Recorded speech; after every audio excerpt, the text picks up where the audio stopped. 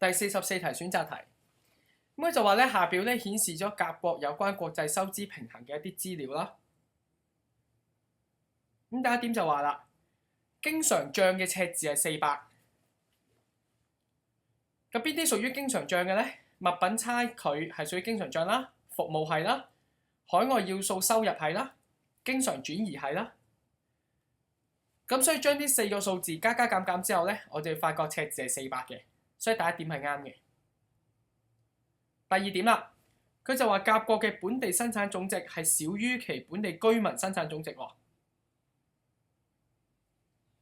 咁啊，本地生產總值加翻淨海外收入要數咧，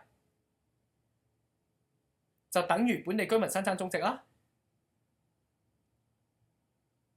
咁而淨海外要素收入咧係200喎。咁啊，即係話咧，本地居民生產總值咧係大過本地生產總值啦。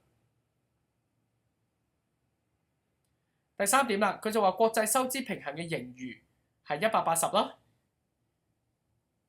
咁所以見到儲備資產上升180，所以國際收支平衡嘅盈餘係180。第三點係啱嘅。